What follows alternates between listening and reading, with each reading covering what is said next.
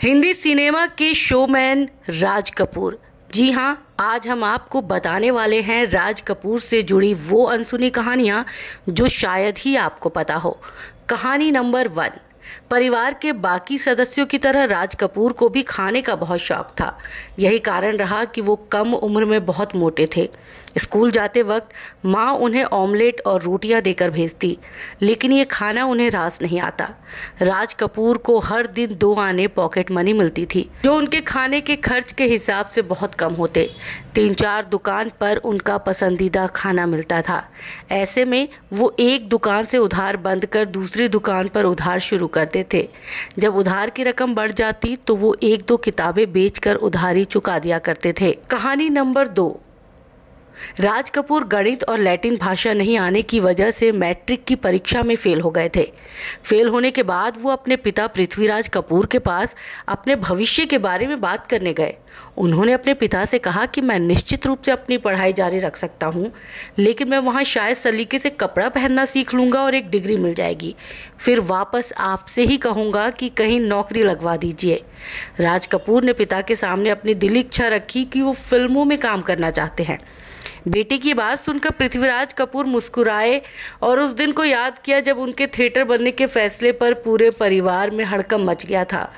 बेटे की पूरी बात सुनने के बाद उन्होंने कहा, ये 300 रुपये लो और लाहौर, शेखपुरा और देहरादून जैसी जगहों पर घुमाओ जहां हमारे रिश्तेदार रहते हैं। वापस आने के बाद भी अगर फिल्मों में काम करना चाहोगे तो मैं तुम्हारी मदद ज़रूर करूँगा। पिता की बात मान राज कपूर इन जगहों पर रहने वाले रिश्तेदारों के घर चले गए। रिश्तेदारों ने बड़े अदब के साथ उनका स्वागत किया, अलग अलग डिश खिलाई, जिस कारण उनका हाजमा बिगड़ गया, लेकिन जल्द ही वो इस बीमारी से ठीक हो गए। साथ ही परिवार में फिल्मों से जुड़ने के फैसले पर हो रहे विरोध का सामना भी किया, लेकिन अपने फैसले पर राज कपूर अडिग रहे। वापस आने पर उन्होंने पिता से कहा, मैं अभी भी फिल्मों में आना चाहता हूँ।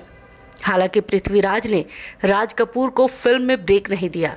पृथ्वीराज कपूर का मानना था कि राज कपूर खुद के दम पर फिल्मों में अपनी जगह बनाए। पृथ्वी थिएटर से जुड़ने से पहले राज कपूर डायरेक्टर केदार शर्मा को असिस्ट करते थे और उन्हीं की फिल्म नीलकमल से बतौर लीड एक्टर डेब्यू किया था। कहानी नंबर 3।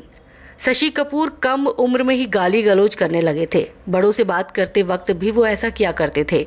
एक दिन वो माँ के साथ अभद्र भाषा में बात कर रहे थे, तभी राज कपूर ने सुन लिया। उन्होंने गुस्से में शशि कपूर को थप्पड़ जड़ दिया। ये देख शशि कपूर अचंभित रह गए। इससे पहले राज कपूर ने उन पर कभी हाथ नहीं उठाया था, यहाँ तक कि उनके माता पिता ने भी उन्हें कभी नहीं मारा था। इस घटना के बाद शशि कपूर ने खुद को कमरे में बंद कर लिया और रोते रहे। कुछ समय के बाद राज कपूर उन्हें मनाने के लिए कमरे में आए, लेकिन वो नहीं माने। छोटे भाई को रोता देख राज कपूर को बहुत बुरा लगा और वो खुद भी रोने लगे। शशि कपूर अक्सर कहते थे कि राज जी उनके लिए पिता तुल्य हैं। फिल्म आवारा में उन्होंने राज कपूर के बचपन का रोल भी निभाया था। कहानी नंबर 4। 21 साल की उम्र में राज कपूर की शादी 16 साल की कृष्णा मल्होत्रा के साथ हुई थी। शादी के बाद उनके लिंकअप की खबरें नरगिस के साथ जुड़ी। नरगिस राज कपूर से शादी करना चाहती थी, लेकिन राज कपूर अपनी पत्नी कृष्णा को तलाक नहीं देना चाहते थे। वो कहते थे, मेरी नायिका नरगिस प्रेरणा थी और मेरी पत्नी कृष्णा मेरी शक्ति। मेरी पत्नी मेरी अभिनेत्री नहीं बन सकती और मेरी अभिनेत्री पत्नी नहीं बन सकती। ऋषि कपूर और नीतू सिंह की शादी का न्योता नरगिस और सुनील दत्त को भी भेजा गया था।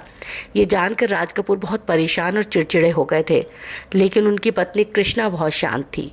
शादी में आने के बाद नरगिस ने कृष्णा से कहा था, अब पत्नी होने की वजह से मैं आपकी उस वक्त की तकलीफ़ को समझ सकती हूँ जब मैं आपके पति राज कपूर की लाइफ में थी।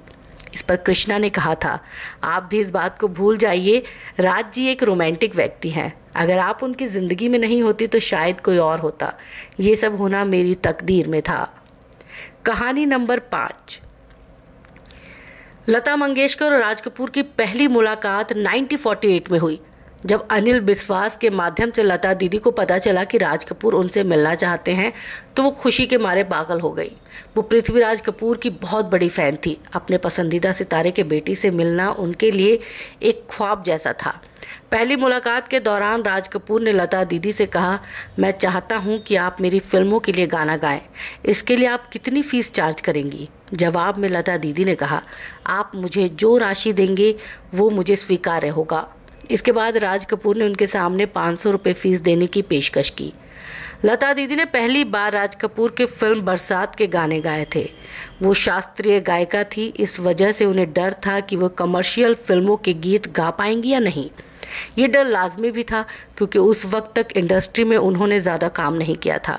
तब राज कपूर ने उनकी कला को पहचाना और फिल्म के एक गाने जिया बेकरार में भैरवी आलाप लगाने के लिए कहा। लता दीदी ने उनकी डिमांड को पूरा किया, जिसे सुनकर राज कपूर बहुत खुश हुए। राज कपूर चाहते थे कि उनके फिल्म सत्यम शिवम सुंदरम के सभी गानों को संगीत लता दीदी के भाई हृदय नाथ मंगेशकर दे। हृदय नाथ मंगेशकर किसी भी फिल्म में संगीत देने के लिए तैयार नहीं थे, लेकिन लता दीदी के मनाने पर वो राजी हो गए। उस वक्त लता दीदी सिंगर मुकेश के साथ कहीं बाहर जा रही थी। तभी उन्हें पता चला कि हृदय नाथ मंगेशकर को फिल्म से निकाल दिया गया। वहीं इस खबर को अखबारों में अलग अलग तरीकों से पेश किया गया। ये सब देख लता दीदी भड़क गई और उन्होंने राज कपूर को फ़ोन कर कहा, राज जी आपने ये गलत किया है, मैंने आपके कहने पर भाई को फिल्म के लिए राजी किया था। राज कपूर ने हृदय नाथ मंगेशकर की जगह फिल्म के संगीत के लिए लक्ष्मीकांत और प्यारेलाल को ले लिया था। इस वजह से लता दीदी ने यहाँ तक कह दिया कि मैं अब आपके लिए गीत नहीं गाऊंगी। वहीं उन्होंने राज कपूर के गानों की रॉयल्टी की मांग कर दी, जैसा वो बाकी डायरेक्टर्स के साथ करती थी।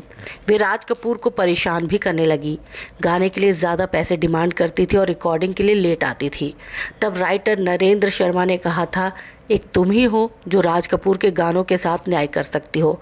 तब जाकर दोबारा लता मंगेशकर आर के फिल्म्स के लिए गाने को राजी हुई। कहानी नंबर 6। राज कपूर की होली पार्टी को आज भी इंडस्ट्री की सबसे बेहतरीन होली पार्टी में गिना जाता है। इस पार्टी में इंडस्ट्री की नामचीन हस्तियां ज़रूर शामिल होती थी। साथ ही फिल्म से जुड़े सभी कर्मचारी भी यहां आते थे। पार्टी में खूब नाच गाना होता था। राज कपूर खुद नाचते थे और ढोलक बजाते थे। हर व्यक्ति इस पार्टी में भांग पीता था और मदहोश हो जाता था। कुछ लोग तो बियर भी पीते थे, तभी वो पार्टी का हिस्सा बन पाते थे। इस पार्टी में खास तौर पर एक तालाब बनाया जाता था। जैसे ही कोई नया मेहमान पार्टी में आता, उसे ज़रूर इस तालाब में डूबना होता था। हर किसी को डूबना होता था सिवाय औरतों के। औरतें केवल सूखे रंगों से होली खेलती थी। राज कपूर इस बात का खास ख्याल रखते थे कि होली के नाम पर महिलाओं के साथ किसी भी तरह का कोई दुर्व्यवहार ना हो। राज कपूर की ज़िंदगी का सबसे खूबसूरत लम्हा था दादा साहब फाल्के अवार्ड से सम्मानित किया जाना। हालांकि इस सम्मान की खुशी वो सेलिब्रेट नहीं कर पाए। अवार्ड लेने के दौरान ही उन्हें अस्थमा का अटैक आया, फिर कोमा में रहे और 63 साल की उम्र में उनका निधन हो गया।